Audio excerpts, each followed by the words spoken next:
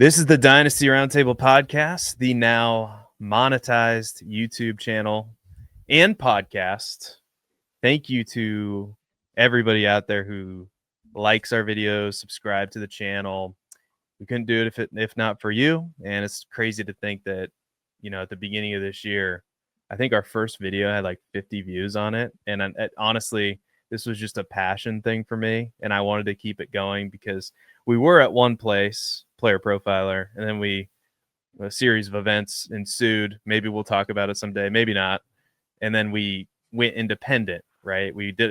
I think my analogy was we have to go out into the forest and kill a bear. My terrible analogy was like, we have to go into the forest and like hunt, or something crazy like that. And we've hunted, and now we have over 1,000 subs on YouTube, and we're making money from the podcast. And it's crazy to think, I don't know what my expectations were, but this kind of exceeds them. So thank you to everybody who is with us in the comments section, asking us questions, liking videos, watching stuff.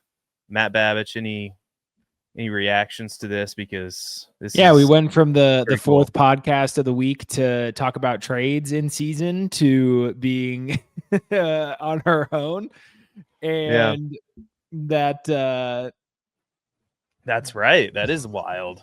Now that I think about that. But it's crazy to see where this all came from. Seth, for anyone who doesn't know the full stories, we've gotten quite a bit of growth since we've left and kind of told this story when we first started our journey. Seth had the idea when we were back at Player Profiler to kind of feature the writers of Player Profiler, or it was originally called the Writers Roundtable, and it was a show that he hosted on his own channel and grew that to the point where it had enough legs to be moved over to the Player Profiler main feed, where that went on for another season. And then it became the Dynasty Roundtable, had a little bit of a rebrand with the help of Cody Carpentier, who is a very good friend of the program, been on here several times, will probably be on again before you know it.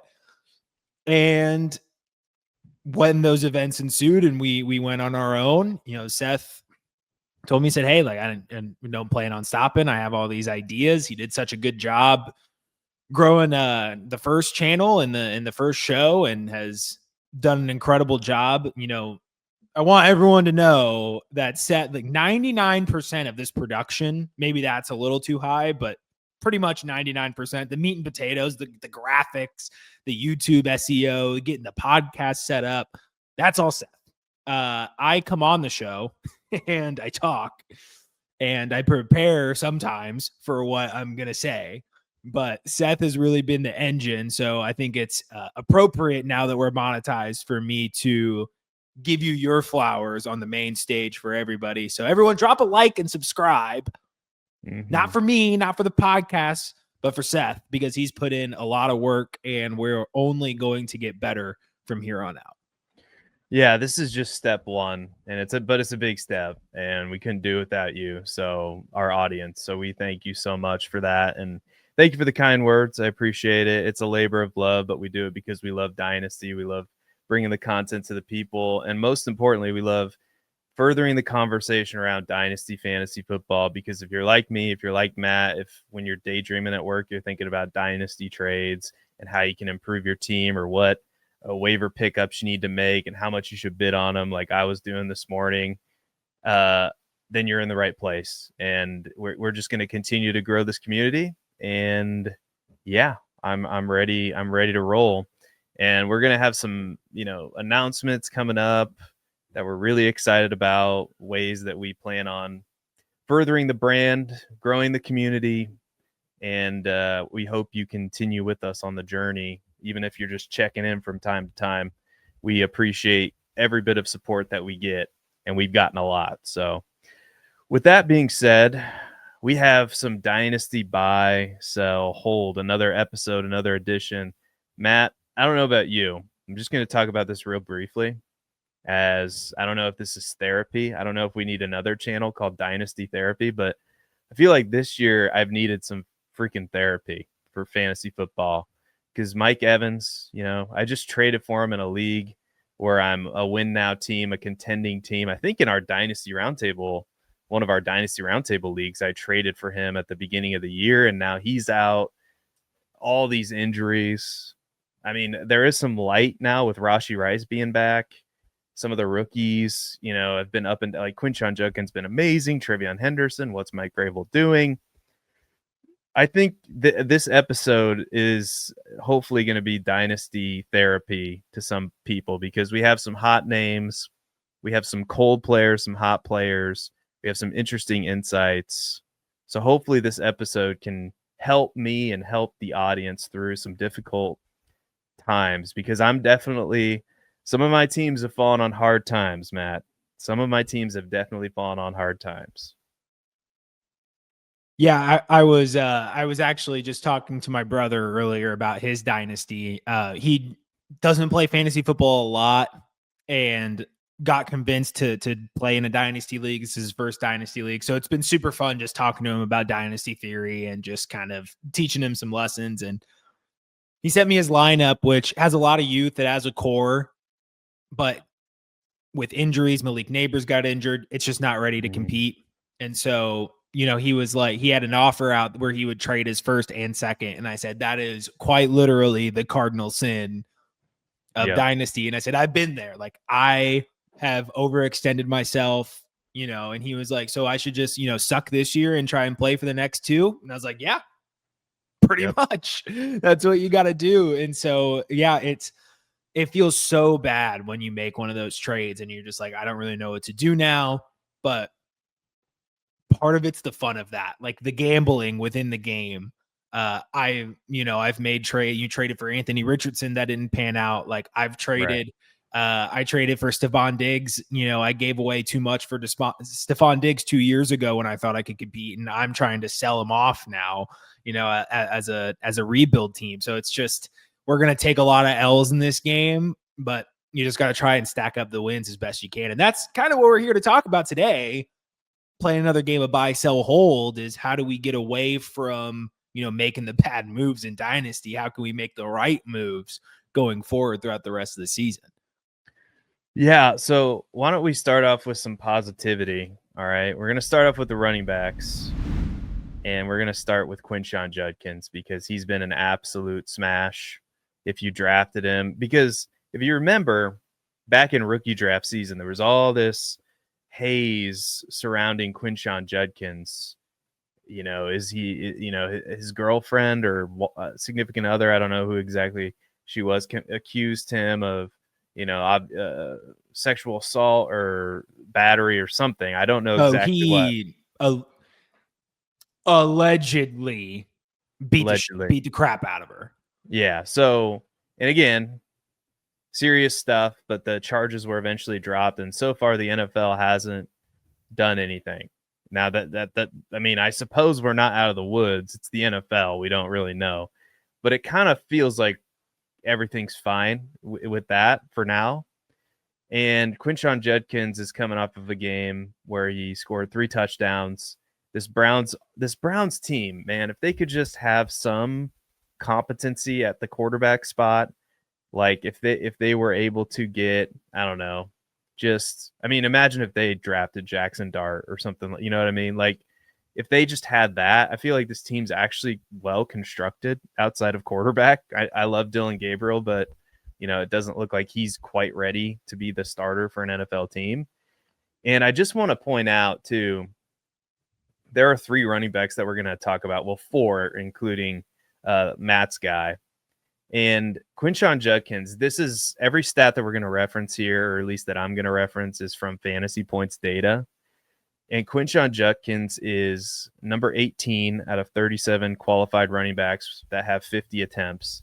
An explosive run rate. He's number I don't have that written down. Something in missed tackles for us. I literally have number. I might look that up when you start talking here. He's tied for number 12 in missed tackles force per attempt. I'm pretty sure he's top 10 in missed tackles force. I could be wrong though. And he's number 12 in yards after contact per attempt. So he's very high, ranked very highly in all of those metrics. And when we talk about some of these other running backs later, how he compares to those running backs is going to be interesting because Keep Trade Cut has him as the RB8 right now, number 31 overall. And sometimes, at least to me, I think Keep Trade Cut's kind of slow to adjust. But because right now he's ranked right next to Bucky Irving. And actually, he's gone up. He's gone up a spot. I would much prefer Quinshon Judkins to Bucky Irving. I don't know how you feel about that, but it just feels like Quinshon Judkins is a 3-down grinder dog, and this offense right now is not very good, and he's performing anyway in some really tough matchups. So I think the number one player people have been asking for, because I have a lot of Quinshon Judkins when they're sending me trade offers, is Quinshon Judkins. And I think it's going to be pretty tough to buy him. So I'm probably just a hold. But man, if you can swing Quinshon Judkins right now, I feel like it's a smash. But what do you think? Yeah, so for the record, he is 12th in missed tackles forced. And then if we do missed tackles forced per attempt, let's see, 16th. So very highly ranked up there.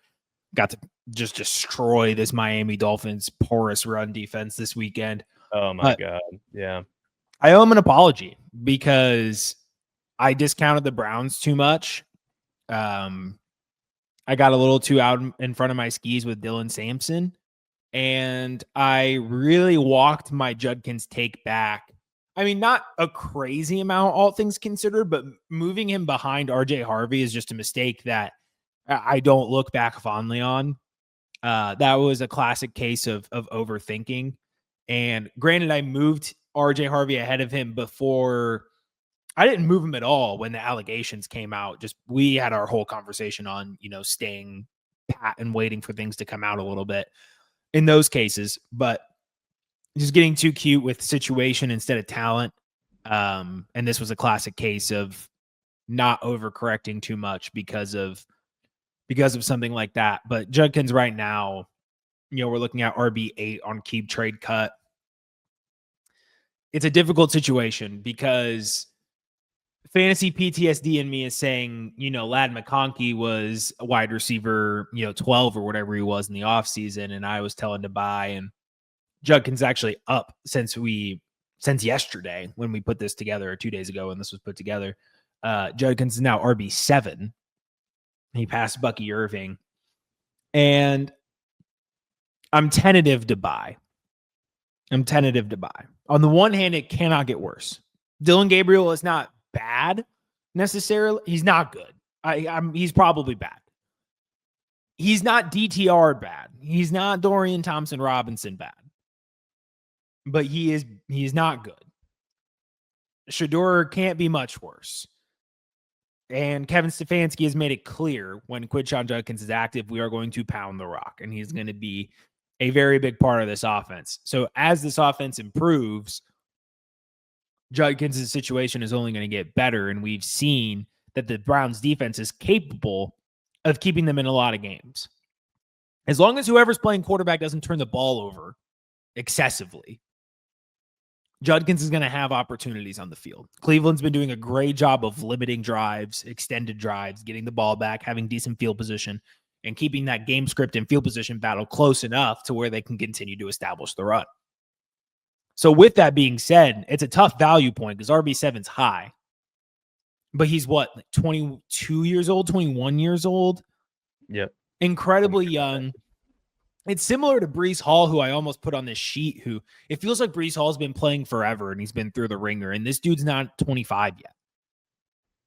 And so Judkins is in a similar spot where he has a pretty big runway, and we've seen the floor situation and it's panning out well. So I'm okay with buying Judkins at his price. And then you have to be careful what you start to give up in that situation, because once you start getting into the, RB7 conversation, RB8 conversation, you start having to pay more picks, and you just got to be much more selective of the moves you make for the elite assets, in my opinion. But given what we thought before the season, given what we're seeing now, he has certainly erased any sort of concerns that we thought the situation would provide. So I think that's the green light. Yeah, just to let you know how I feel about Quinshon Judkins at this point. I feel like his situation is very similar to Ashton Genty's as far as overall offensive ecosystem, and in the fact that bad quarterback, not great. The offensive line's okay, but the supporting cast there is just not very good. Now, I think Kevin Stefanski's probably a better coach at this point than Pete Carroll, especially on the offensive side of the ball, calling plays, and he's probably a better play caller than Chip Kelly, but very similar situation. And I don't have Ashton Genty's stats pulled up in front of me. Maybe I'll pull them up, but Quinshon Judkins is the RB15. I know Genty's had some amazing games, one of those games against my Bears, but Genty is RB13, 17 in fantasy points per game. So right there with Judkins, and yet Judkins is, let's see, how much higher is Genty on Keep Trade Cut? He's 17th, Genty is, the RB3 overall, and Judkins is 30th. And separated by a couple tiers. So I don't know about you, and maybe this is crazy, and you let me know at the chat. Let me know what you think in the comments. But if you can get a bunch on top of, Quinshon Judkins for Ashton Genty, I think that's a trade that I would make, because at this point, talent-wise, I don't know if there's much difference. I know Genty's got the pass-catching chops, but Judkins can catch passes too. And I think he's a 3-down true bell cow running back. That's how highly I think of Judkins, but maybe that's me being a little bit too high, but that's what I see. What's the interesting thing about the market is is that even happening? Who's making that move right now? I don't know. I think it's not a contending team. I'm just saying, for comparison's sake. No. It's a very fair comparison. That's not what I'm intending to get at. It's more so just an interesting conversation about the market, on paper versus what happens in reality. If you sent Quinshon Judkins plus to the Ashton Genty owner trying to, if you sent Quinshon Judkins plus to the Quinshon Judkins owner with you having Genty, do you think that gets accepted? On average, I think it has to be somebody who is really bought into Genty and just still fully believes, but that Raiders offense has been an absolute mess. Yep. And the one thing that at least Cleveland has is a serviceable offensive line, which Las Vegas does not. Yeah. Man. Yeah. Quinshon, he's been, I think he's been a lot more steady than Genty's been more boom or bust. And that's, I don't think that's his fault. I think long-term, both are going to be good. But the point of saying that was, one's got some serious hype on him, and the other guy did not coming into the season, and draft capital speaks to that too. So I think Genty will be just fine. But let's go to another player, because we spent too long talking about Judkins, that, is probably going to make us sad. And that's Saquon Barkley. Let me just read you some stats. And I have a question for you at the end here.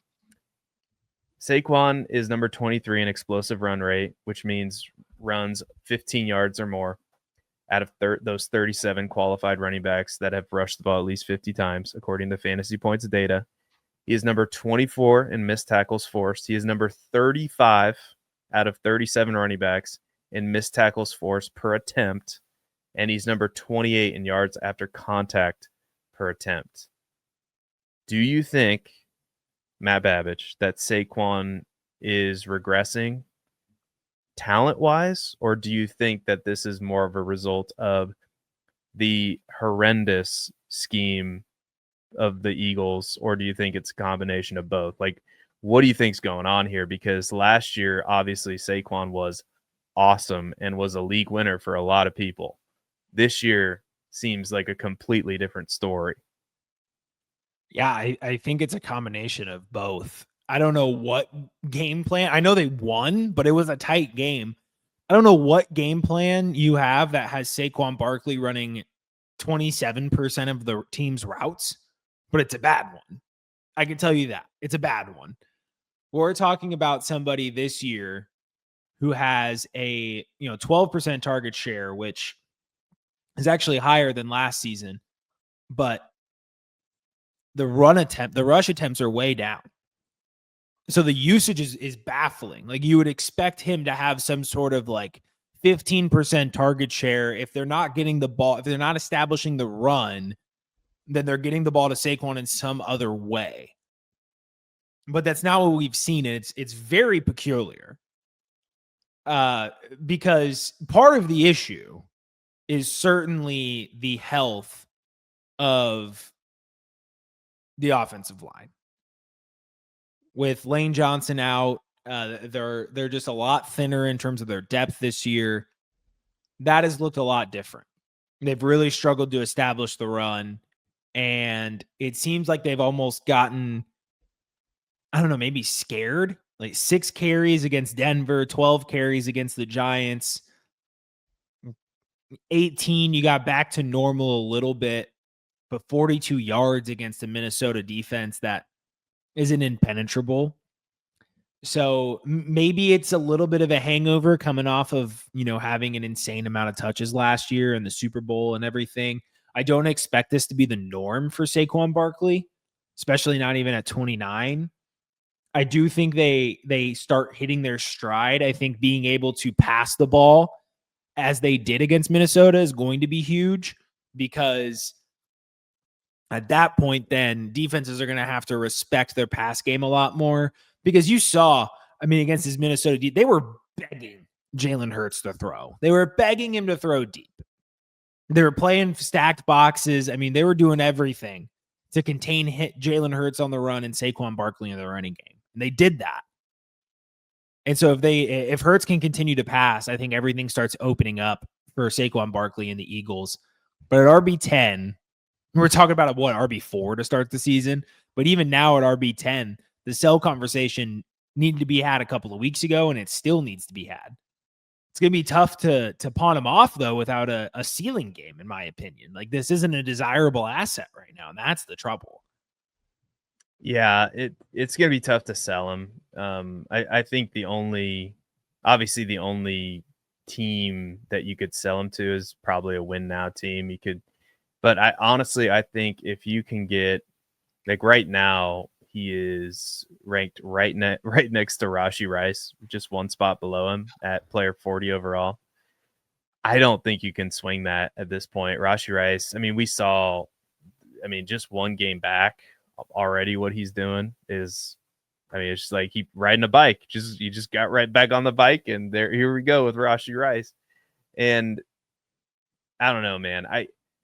I can't buy him, so I'm not buying him, even if I'm a contender, because there is a chance that this is him regress. He's almost 29 years old, and I'm torn, because if there's any player out there who can beat the odds, it's a player with the talent and skill of Saquon Barkley. And this is what is baffling me, because I'm not an offensive line expert, so I go to PFF to see what they say about the offensive line rankings, and the Eagles rank number 5. And this article was written, 13 hours ago, or was published 13 hours ago. Even with the injuries, their offensive line is ranked 5th. So I don't know what's going on with this team. Like, their offensive line apparently is still good. They just can't move the ball consistently in the running game. And I don't know if that's because teams are just, like you said, stacking the box and making sure Saquon's not going to be able to beat him and make Jalen Hurts beat you through the air. But, they have Devonta Smith, who blew up this past week, and A.J. Brown. So you would think at some point something's got to give here. I don't know. I'm probably a hold, if you just frustratingly so, a hold. But I'm not buying him. And if I can sell him, like if he has a blow up game, I'd be more inclined to sell than I would be to buy for sure. So any final thoughts? Can we just take a moment for us? Rashee Rice. Oh yeah. Yeah. In an absolute, he got him the ball immediately. I know it was one game. I'm not going to overreact too much, but I was told that Xavier Worthy took Rashee Rice's role. That's what I was told. Very interesting to see that in the first game, that was very clearly not the case. And Rashee Rice still has his role, because he's better than Xavier Worthy is as a receiver in an actual game. it's going to be so sick to see what he does. I wish they wouldn't act like he was like some like wrongly accused convict and not somebody who almost killed somebody drag racing on an interstate. Shout out I-75 in Dallas. But nevertheless, we persist with our fantasy takes. How about moving to, do you want to keep it with running backs here, or do you want to maybe switch it up and talk about a different position? No, we can do whatever you want to. But by the way, yeah, like what he did on the I-75 there in Dallas, is that right? Yeah. Or in Texas? Yeah, horrible stuff. Like, we don't condone. But we do condone Rashee Rice. As we say with wide smiles on our face because of how right we were. Yeah. Horrible thing to be done, but we had a good sneaking suspicion that he would still be good if he got to play football, and he is. So let's talk about the quarterbacks, because we got two on the list, or we got three on the list actually, and I think all are interesting conversations, but one in particular to me is Cam Ward. Okay, I wasn't sure where you were going, so got the preseason. Yeah, I just took the reins there and just no, I love it. I like it. I like Matt Babbage taking the reins of the show. Where are we going? Well, I just want to know where we go from here, because I think I've seen enough in Cam Ward to know that he has enough talent to pay off at QB 19. I'm actually surprised his value hasn't fallen further overall in terms of the quarterback rankings. But this Tennessee team, the roster is awful. They lost one of their best playmakers, and that was 33-year-old Tyler Lockett. Chimere DK did kind of pop off against New England, so that was good to see at least somebody else. But they don't have a coach. They don't have a line. They don't have playmakers. I want to buy in because I think I've seen enough to know he's talented, but I just don't. I don't know what to do. Like, I don't know how you can buy into this. I think everything in me wants to buy, because right now, what is he on? I'm looking it up right now. Of course, I typed in the name. Oh, wait a minute. Hold on. This is great radio. My computer's doing things that I didn't want it to do. Okay, he's quarterback 19, 75th overall. He's the number 1 overall pick. I think my biggest trepidation when it comes to Cam Ward is the organization itself. I mean, was Mike Vrabel just keeping this team afloat with Ryan Tannehill all those years? Like, because even if you go back then, I mean, outside of Derrick Henry and Ryan Tannehill, and, you know, they had A.J. Brown for a while. I mean, what did they really have? And I'm probably overlooking some a really good names. Offensive line and a good defense is what they had. They had the defense that kept him in the games. They had the offensive line that with Derrick Henry, which opened up everything for Ryan Tannehill, who had A.J. Brown. Like, they had a really good structural setup in Tennessee. People kind of underrate how good those teams were. Like, I can't even really recall who was playing receiver outside of A.J. Brown, but you think about those pieces you have, and like Ryan Tannehill, like, could Sam Darnold have excelled in that Tennessee offense? I think so. Yeah, especially the Sam Darnold we're seeing now. I mean, yeah, you get a game manager plus in there, like you can service that. But Cam Ward isn't a Drake May. You know, he's not a guy that's going to be able to overcome an average offensive line. And the Tennessee Titans don't even have an average offensive line. They don't even have a Stephon Diggs in their lineup. Yeah. It's just so all around bad, and it's going to take multiple years for them to get to like Carolina Panthers status. It feels like. Yeah, the one thing I think Cam Ward has going for him is he's not turning the ball over. He ranks second fewest in turnover-worthy plays, but there's a lot bad. And let me just read off this. 4th highest sack percentage at 10.9%. He's number 26 in hero play percentage, which is a stat that I'm like, is so interesting to me because it's the amount of plays that a quarterback maximizes the play on. So think like Patrick Mahomes in his heyday. Like, this is a stat that the fantasy points data I'm obsessed with right now. So he's not doing well, by the way. Number 39 in catchable throw rate, which is the only player that's worse is Marcus Mariota, minimum 50 dropbacks. He's tied for number 22 on ADOT on his throws, which isn't horrible. I mean, it's tied with Justin Herbert and Patrick Mahomes, but he's number 36 in completion percentage over expectations. So he's not throwing the ball deep down the field, and he's not completing his passes, which is not great. But what's around him, like to your point, I mean, the offensive line's ranked 23rd according to PFF. Again, this article was published less than like hours ago, ahead of week 8, their offensive line rankings. And he's literally thrown to a 4th-round player that we really liked. We had a 2nd-round grade on him, or at least I did, in Alec Manor. But that's it. Outside of him and Calvin Ridley, I mean, Chigakonkwo got 0 fantasy points this past week. You want to know why I know that? Because I had him in one of my lineups because I had a tight end on a bye. And then Gunnar Helm, So there's not much to work with here. So, and the coach gets fired. So because of all that uncertainty, I think we're in this frustrating position as dynasty managers where I think you have to hold him because he is the number 1 overall pick.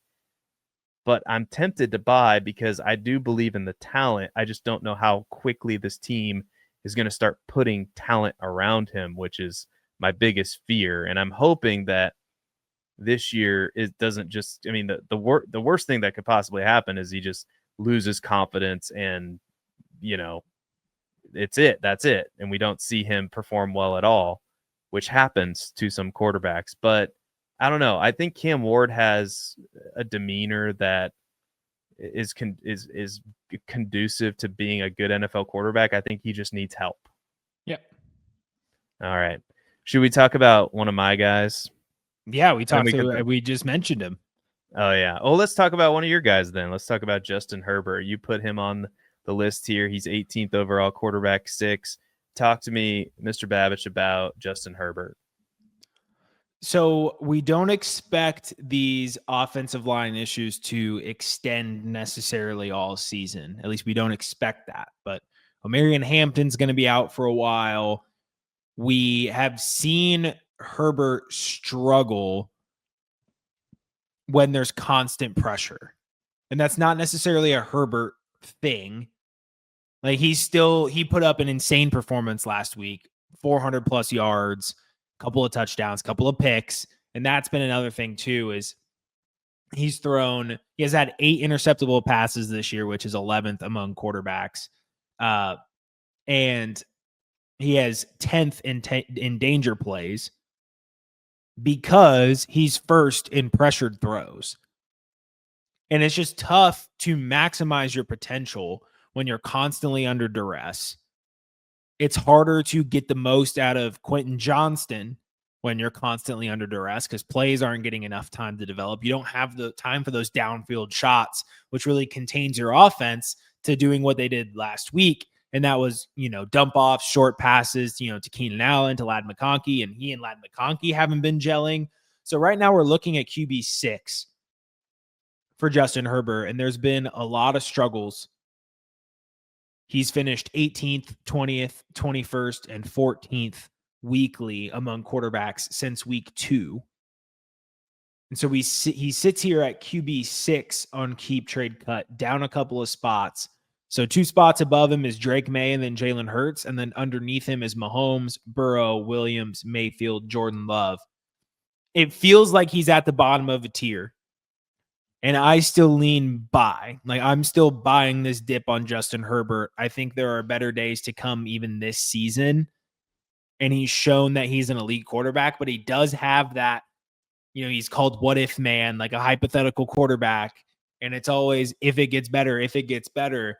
Do you think that we can still get QB 6 performance out of Justin Herbert this season and next? Are you abandoning ship on the dip here in Justin Herbert? I think in general, first of all, I think yes, because we just saw him do it this past week, 29.9 fantasy points, according to Player Profiler, QB2 finish. And I don't know what's going on with the Chargers. I thought their defense was a little bit better than how they've been playing, but that's conducive to fantasy. If the defense is not going to be playing well, and I don't think Justin Herbert's going to throw the ball 55 times a game like he did this past week. But if he does, that's going to be great for fantasy. So, yeah, even at quarterback 6, 18 overall, I know it feels high but we're talking quarterbacks in a super flex league, and Justin Herbert, if he's not an elite talent, he's like one step below an elite talent. I think he's a quarterback you can win a Super Bowl with. That's how good I think he can be. But again, the offensive line, you talked about that. 27th, according to PFF. Injuries all over the place. And it doesn't look like the guys that are replacing, Joel Alt in the lineup. And I'm spacing on the other tackle, Rashawn Slater. Yeah, Rashawn Slater. Thank you. I blanked on that as well. Yeah, I don't think that those guys, I mean, it's hard to replace those guys anyway, but yeah, the pressure's getting to him. And I mean, he would be any quarterback would be, struggling in this particular situation. So I'm a buy on Justin Herbert, especially if somebody's panicking. I think he can be had right now. Any final thoughts on Herbert before we move to one more quarterback? Yeah, thanks to his defense and lack of run game, he's throwing 38.7 times per game, which is first, and the team pass plays per game is 42.3, which is also first. So it may not look pretty. He may need to grind a little bit harder to get there, but he's already shown that he's going to be throwing enough no matter what the situation is to keep you afloat. And he's running a lot more than he has been, fully recovered from some of his leg injuries, and he is second among quarterbacks in yards per carry as well. All right. Good stuff. Let's move. And this is, I think, a case study in Dynasty, right? Sam Darnold. I'm going to go on a bit of a soliloquy here. Sam Darnold, we left him for dead multiple times. I think we left him for dead. When he was with the Jets, when he eventually, I can't remember if I think he was traded to Carolina and then went to Minnesota, did well there, kind of faded towards the end of the season. But I would argue, and I was talking to somebody earlier today, actually, I think I was talking to you last night about this. I think Sam Darnold's playing even better than he was playing in Minnesota. And I updated these stats last night. Or this actually today. Since week 2, Darnold has averaged 19.8 fantasy points per game. And he also ranks highly in a ton of metrics that indicate he's playing exceptional football. He's number 2 in that hero percentage amongst quarterbacks that have with at least 50 dropbacks that I mentioned earlier. Number 2, 7.8% of his plays are hero worthy plays where he's maximizing. Like he's making a play on his own and maximizing the play. He's number 13 in turnover worthy plays. So he's not turning the ball over, 2.1%. He's number 9 in fewest sacks, like quarterbacks that are getting sacked the fewest. He's number 22 in catchable throw rate, which sounds bad, but he's sandwiched in between Baker Mayfield and Patrick Mahomes, 2 MVP candidates. And he's number 2 in the NFL on ADOT on his throws. And he's thrown 12 touchdowns to just 4 interceptions. And I think this is a case study when we're talking about a quarterback like Cam Ward, who was taken number 1 overall and is a highly touted prospect. Sometimes these guys just need time, and sometimes the organization that drafts them is dog shit. Dog shit. And when a quarterback goes to a situation where, hey, there's a good scheme. There's a guy that knows what he's doing, calling the plays, and Clint Kubiak, a Kyle Shanahan type. All of a sudden, something clicks, and you learn how to play the NFL game, and you start playing quarterback extremely well. Now, is Sam Darnold ever going to win a Super Bowl? I don't know. Probably not. But he's super viable for fantasy right now. And I think that sometimes when we talk about Dynasty, we need to really dig into why doesn't the reality match the rankings? Like why do these narratives that are in the past now about Sam Darnold, why are they still lingering like a bad smell, like clouding him? I don't understand, because right now he's quarterback 24 according to Keep Trade Cut. Like he's ranked below some guys who haven't proved it to us yet. Like below JJ McCarthy, and I get it. Like he's older than JJ McCarthy. Like Trevor Lawrence, who's not playing well. Like he's right next to, let me see, Brett. Like he's not too far he's 13 spots ahead of Bryce Young, for crying out loud. Like, I don't know, man. I would be buying Sam Darnold. I know he's not going to provide you much from a rushing standpoint, but I don't know what the guy has to do at this point to prove that he's going to be in this league for a very, very long time as a starting quarterback. And that's super valuable in super flex for fantasy football. And like I just said, he's playing exceptionally well.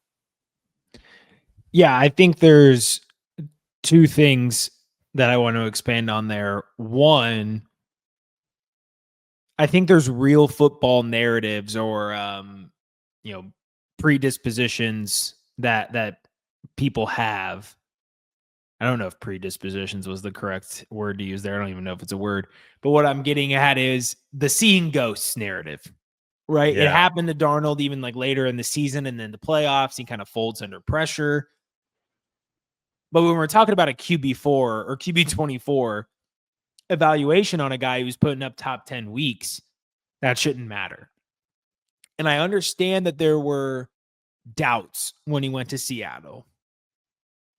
The value was low, so he was always worth the risk. But when you start letting your real world narratives taint fantasy football depictions, that can be a dangerous game because it's always value driven. And if you don't want to touch Sam Darnold because he's 28 and has never been a starter and he sees ghosts, you're thinking of the wrong details for Dynasty, which ties into, secondly, we need to really be careful about how we evaluate age when it comes to quarterbacks. Because if you would have called Dak Prescott old at 28 and decided to sell him, you would have missed out on a lot of production. If you would have said Tom Brady was old at 29 or 30, you would have missed out on a lot of really good seasons. Now, we were telling you to buy Dak Prescott at 33 this year, and he's QB4 right now. He's going off. Geno Smith had his first resurgence in his mid-30s and was viable last year. Thought he was going to be viable this year. So, and Sam Darnold's in the right situation, and i.e. that meaning any team that is structurally sound in any sort of way. Because Seattle is a less desirable on paper situation than Minnesota last year, and he's performing equally as good, if not better. So Sam Darnold's absolutely a buy. He has been the entire time. And the fact that you could still potentially get this QB24 price on him is borderline criminal. Having Lawrence above Sam Darnold right now seems dumb to me. Having McCarthy over Darnold right now seems dumb to me. Having Penix over Darnold right now seems dumb to me. Having Cameron Ward over Sam Darnold right now seems dumb to me. If you wanted an easy way out of Cam Ward, you could get Sam Darnold plus right now. And that's a 3 to 4 year window, potentially. Yeah. With like JSN. Like he's thrown to JSN. Like who's all, I don't know. He's only one of the best wide receivers in football right now. Like you can make a case that he should be ranked higher too, but that's another episode for another time. You're going to steer the show here because we're clearly not going to have time to get to all these players. Do you want to go wide receiver or tight end next? Let's go wide receiver. I think the one tight end at the top of the board is definitely someone we want to talk about. But yeah, Garrett Wilson. Yes. Interesting situation here because he began to prove his value. He began to convince me that I was wrong about Garrett Wilson and buying into his extreme value. And then last week happened. And the week before that happened. Kind of two disappointing results in a row. And he's getting the targets. He's at a 35% target share this year, which is the highest of his career, I think. And he's had at least one 30 target share season. Yeah, he had 30% of the targets in 2023. And now 35% of the targets right now. The red zone targets are going down, which is really disappointing because they're not getting to the red zone. So it's an interesting case where here we are again asking ourselves, can Garrett Wilson live up to this hype at wide receiver 14? Where they're now starting Tyrod Taylor. But I think it's a similar situation as Judkins, where we've seen kind of a situational floor where it's hard to imagine it gets much worse than this. But you look at Rashee Rice right behind him, Ladd McConkey right behind him, Pickens, Harrison Jr., A.J. Brown, a lot of different, explanations for why those values are what they are. But it's an interesting spot for Garrett Wilson where I don't necessarily think he's as good of an asset as a Nico Collins or a Rome Odunze. But if he's going to be getting 35% of the targets from anybody, that's always going to be valuable. So I'm a hold on Garrett Wilson. Well, also, not to take another victory lap, but I think we pretty much nailed Justin Fields, didn't we? Yeah, we labeled him being benched or not starting at some point fairly probable.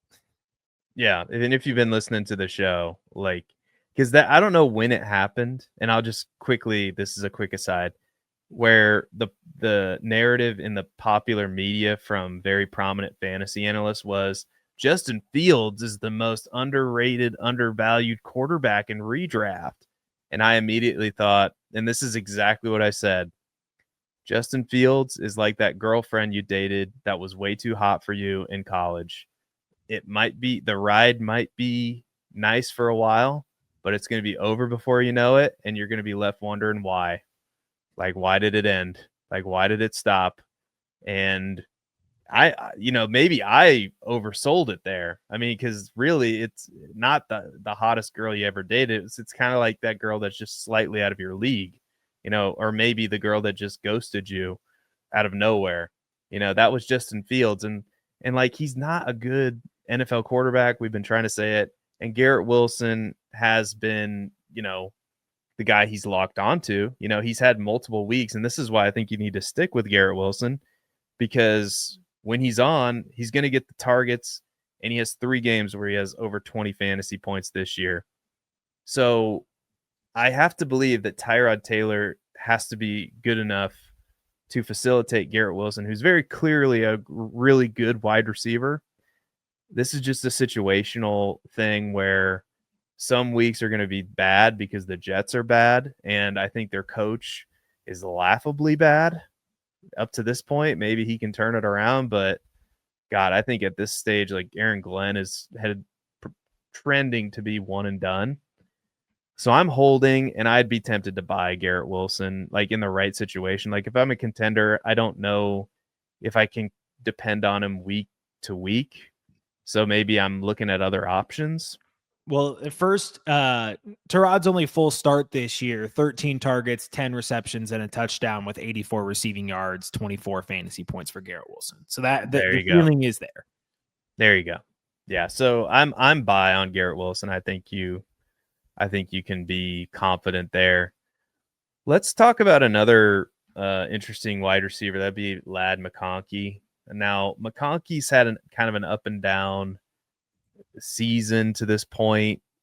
He's only number 47 in first read and design target percentage amongst all pass catchers, which is strange considering entering the season. I thought for sure Ladd McConkey was their best wide receiver. But he is tied for number 19 in first read and design targets, and he's 19th in expected fantasy points per game, according to Fantasy Points data. So the question here is, are we buying Ladd McConkey? Because there's a little bit of a dip here. And do we think that Ladd McConkey can provide for us in fantasy football down the stretch, Mr. Babbage? It's such a weird case study because, Keenan Allen took his role. And it just doesn't make sense to me that they're not scheming up McConkey more, just because I don't want to discredit Keenan Allen for how good he is still at this age. But Ladd is a more dynamic playmaker. He's a more explosive playmaker. You saw that long reception against the Dolphins, and it was kind of like, okay, yeah, where is this? Why is there not more of this? And there's been some struggles. We've seen some concentration drops from McConkey. There's been some issues where I have Herbert and Ladd in my main redraft league, so I'm pretty intently watching whenever the Chargers are on red zone for me. And there's a lot where Herbert just doesn't have the time, and you just see that Ladd's route tree just isn't the one that gets open because Keenan's the one that's running kind of that first read, like very quick route tree. And it's disappointing, but it won't be around forever. And so I don't know if Keenan Allen comes back next year, but I do think that Ladd is who we thought he was last season. The offense is just structured a little bit differently. And I think if Keenan were gone, we'd still see like 9 targets a game from Ladd McConkey, like 9-10 targets like we were seeing before. A lot of it just still hasn't come to fruition. I'm going to buy Ladd McConkey. I think he's far more talented than he's put on this year. A bit of a sophomore slump, but the opportunity will come in time. He's playing in an offense that can absolutely support 3 receivers. And I'm trying to load his targets per game, but my computer a certain website is not responding as well as I would like it to. So I can't. But what do you think about Ladd McConkey? Yeah, I think I would agree with you. I think it's a buy. It's such a weird, the Chargers wide receiver situation is so bizarre because there's 2 things that haven't happened yet that I think most people were counting on. The first thing is Keenan Allen getting hurt at some point. And to this point, he's played in all 7 games, and he's been a huge damper on Ladd McConkey's production, as you mentioned. Although I will say, he's been playing less slot snaps, like Keenan Allen, 110 slot snaps. Ladd McConkey's been playing predominantly out of the slot. 62.8% of his snaps have been in the slot. And it's funny for the lack in production, Ladd McConkey's still 9th amongst wide receivers in targets. But the problem is Keenan Allen's 4th in targets. Well, and 15th in expected fantasy points per game, but 32nd in actual fantasy points per game. So he's still getting enough opportunity.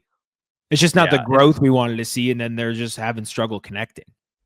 Yeah, and the other thing is Quinshon Judkins. Like Quinshon Judkins' ascendance out of nowhere that nobody saw coming. I mean, Quinshon Judkins, wide receiver 14, wide receiver 9 in fantasy points per game. And yet he's only been targeted 47 times, which ranks 21st amongst all wide receivers. But all of that is enough to put a damper on Ladd McConkey. And I think once Keenan Allen goes away, I do think we're going to see Ladd McConkey be the number 1 target in this offense, with Quinshon Judkins being a nice piece on the outside. So I do think that this wide receiver core is going to be good. Like with those 2 guys, it looks like Quinshon Judkins found it, at least for now. So I do think that those guys long-term complement each other there like pretty well. It's just like Keenan Allen's in the way right now. That's how I feel. So anyway, and I think Keenan Allen's going to miss time this year because he always does. Let's move to Nico Collins. This was kind of your guy heading into the season, but I think that there were some unexpected hiccups in the sense that this Texans offense looks like a mess. Nick Caley doesn't look ready for prime time as a play caller in the NFL. The offensive line's bad. Terrible. It's not playing well at all. It's ranked 29th according to PFF. And I just think it's a combination of all of these things. And the Texans defense is really good. So Nico Collins is not hitting right now. He's wide receiver 13, 35th overall, according to Keep Trade Cut. Nico Collins, interestingly enough, is 26 years old. He will turn 27 next year. So he's entering into that age apex area. Matt Babich, what are you doing with Nico Collins? What's the right approach here? Because I feel like this one's tricky. Yeah, I mean, I'm not going to buy if I'm a contending team. And it's tough to buy on a rebuilding team because he did break out so late in his age that he's going to be in his 27th season. But I'm not buying this year if I'm a contender. I think I'm willing to start that process starting next offseason. I do think things will change. They're going to get a better offensive coordinator. that you just look at the usage and how it's changed year over year. So last season, design target share was 33.3%, which was 10th among receivers. That dropped to over in half, 15.4%, which is 29th among receivers. He went in motion 2% of the time this season. That was 4% last season, which not great, but still at least more. And then the catchable targets have gone down with the offensive line. His air yard share has gone down with CJ Stroud's time to throw going down. It's just all a mess, but the ceiling is there. We see what happens when he gets those 11 target games against Jacksonville, 8 receptions, 104 yards, and a touchdown. He has that ceiling to him. It's all about just getting the usage right and kind of riding the ship with this roster, which won't happen overnight, but I do expect this Texans offense to be much better next year than it is this year. I think that's fair. I think I'm probably holding for now because if you're selling him, you're selling for 80 cents on the dollar. So I'm more of a hold. I'm not necessarily. Yeah, there's going to be more hype in the offseason too. So I agree on that position. And I'm not rushing out to buy him. I think that there are less expensive options that I can fill in a veteran wide receiver role on my team. Like if I need production, I'm probably not looking at Nico Collins. It's the price tag is just a little bit too high for me. Let's talk about one more wide receiver. Then maybe we can sneak in a tight end. George Pickens, currently wide receiver 17, 46th overall, according to Keep Trade Cut. Talk to me about George Pickens because we do have CeeDee Lamb coming back. We talked last week about how these Cowboys players are really good buys in Dynasty, but are you buying George Pickens at his price or are you selling him? I'm buying this entire Cowboys offense. It's going to be good for years to come. I'm not. Dak is so talented.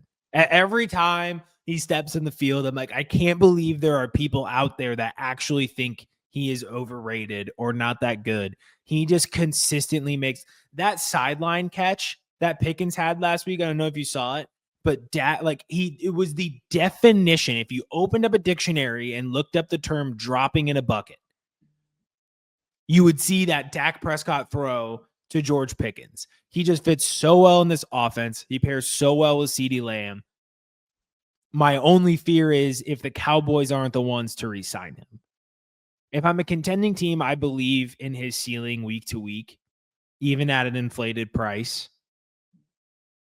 My only worry is that what happens if he just chases it back and gets $100 million to go play in Tennessee.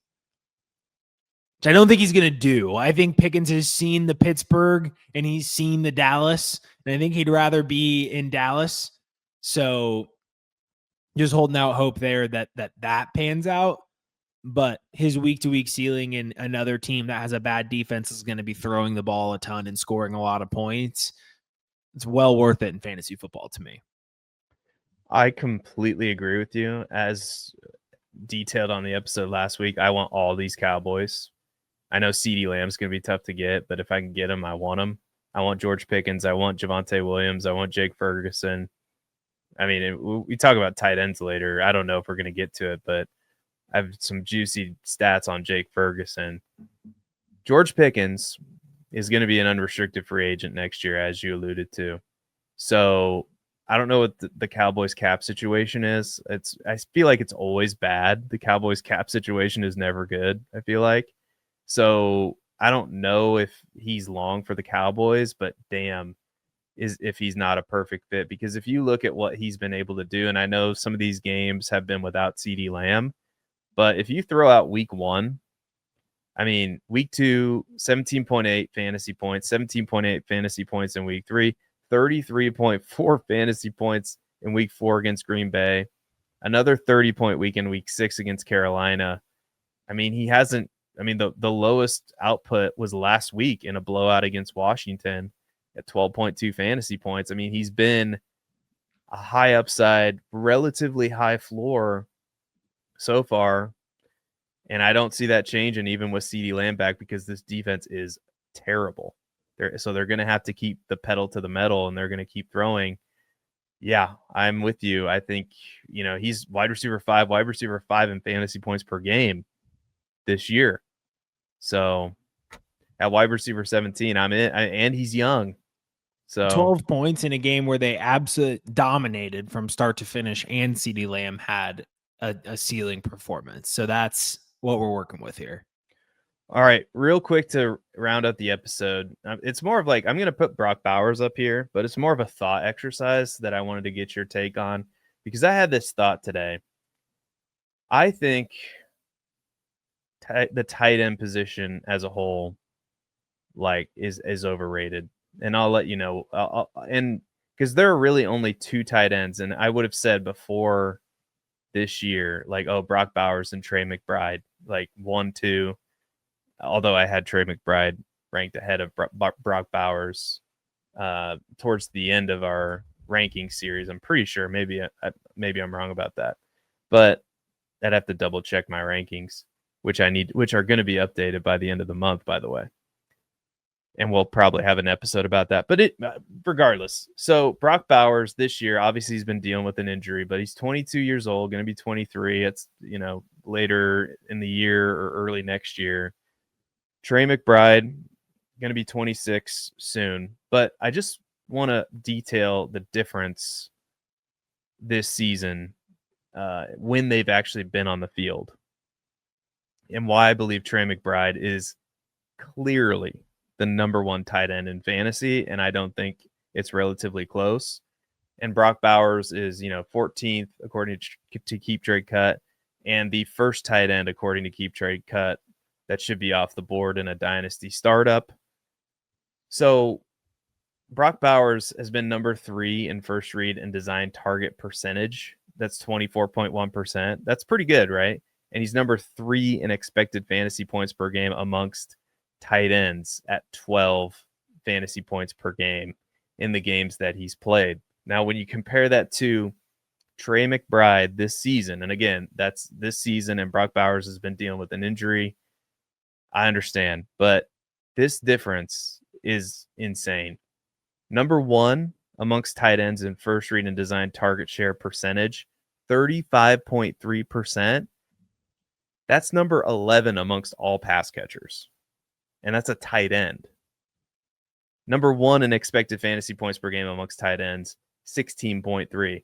So the only tight end that's even close to that is not Trey McBride, is Jake Ferguson, who's number 2 in first read and design target percentage at 26.5%. So the guy who's number 2 is almost 10% lower than Trey McBride in first read and design target share percentage, and is number 2 in expected fantasy points per game at 15.7. Then there's a huge drop off to Brock Bowers, who's still number 3 in expected fantasy points per game at 12. And then the next tight end is Tyler Warren at 11.8. But my point is this, like, if the third tight end overall is scoring 12, or the expected fantasy points per game are 12 points per game, and this is a guy that's going 14th overall. And again, I get it. He's been dealing with an injury this year and bad quarterback play. So there are obvious reasons why the performance hasn't been there, but we knew at least the quarterback might not be that good heading into the season. Like, we had those suspicions that Geno Smith might not be good. I think the tight end position's overrated, and I think you should be fishing for the Jake Fergusons of the world and taking high upside shots on rookies like Trey McBride once was, and kind of an overlooked rookie that you could have taken late in your rookie draft. And I'm sorry, man, like, I'm not spending a early second, late first round startup pick, even in a tight end premium, on Brock Bowers ever, because there's no world, man. Like, there's no world where Trey McBride should be 10 spots lower in the rankings. I'm sorry. I don't get it, man. Number 11 amongst all pass catchers in first read and design targets. And you could say, oh, well, Kyler's not going to be there next year. The contract says he's going to be. And I know this team's not playing well, so there could be some changes with head coach, offensive coordinator. I don't know. But Trey McBride's really good. And God, I just think that this is one of these narrative versus what's the actual reality of the situation. And the narrative is, oh my God, Brock Bowers, best tight end prospect we've ever seen. Meanwhile, Trey McBride has a 36.5% first read target percentage and design target percentage. And it's not even close to the second tight end. Like, he's being used as the wide receiver 1 in the offense. Yeah, I think it's well put. And I think it's like pancakes and waffles. It's like, all right, we're really arguing about this, man. Like, it's they're both great. They're both delicious. And just because, but if I can get the pancake for $5 cheaper, I'll take the pancake. But that's not the fault of the waffle. You know what I'm saying? Like, it's it's like the what was that? It's like Velveeta or Old El Paso. I think it was Old El Paso with that little girl who goes, "Why not both?" And then they like put her on their shoulders and they're like, "Ha! What a great idea. Yeah. Why not both Brock Bowers and Trey McBride, like I have in the Dynasty Roundtable Tight End Premium Dynasty League?" Well, that's 2 points per reception, which is completely different. My point being, anyway. I think Bowers is who he says he is, and I think that the proper tier is Bowers and McBride at that 1-2, and Tyler Warren will, compete to join that tier.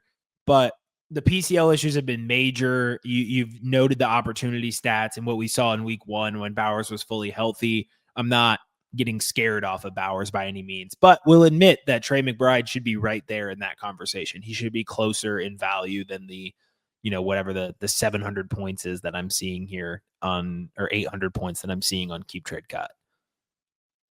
Yeah. My computer is working very slowly. It has the whole episode. But I like the expected fantasy points per game thing is something that so Jake Ferguson is 14th amongst all pass catchers in fantasy, like expected fantasy points per game. Trey McBride's 11th. So yeah, there are some tight ends that hit, but like when you're looking for the third and fourth tight end, like you're doing some scrolling. Like Tyler Warren 40th, Brock Bowers 39th amongst all pass catchers. So anyway, that's the only point I was trying to make. Like, so yeah. If you're like, the point is, if you're gonna invest heavily in a tight end, you better fucking hit the like you better find the Trey McBride, because you could be, investing in like a TJ Hawkinson, Mark Andrews type, which not terrible, but, for the price that you pay, relatively speaking, that's the point I'm trying to make here. So anyway, that's going to do it for this episode. Matt Babich, do you have any final words of wisdom for the people as we end the show this evening? I guess I'll just quickly plug the NHL. The NHL season has started, and it's my second favorite sport. I love it. I get to talk about football all the time. So I should throw in there that you should maximize your sports love, whether that's through the NBA. We get football, a few days a week, and these sports like NHL and NBA run every day. So October is an incredible month. We still have the World Series going on. We have the sports equinox here coming up now that the NBA is back. So maybe just sports in general is my plug. This is a great time to be a sports fan. We have football, we have NHL, we have basketball, we have the World Series. It is great over here in the sports world, but you can follow us on social media at FF Dynasty Table on Twitter, at Babich_Matt10 is my personal handle, at Seth_DIEWOLD is Seth's handle. You can follow us here. If you have not done so already, please like the video. Please subscribe, only if you think we deserve it. But we would love to hear in the comments what you would like to hear next.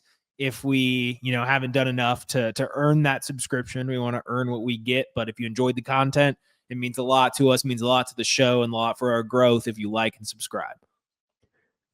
That's well said. And I don't think I need to add anything to it. So I will just say, nobody cares about Aaron Rodgers. Thank you so much for watching.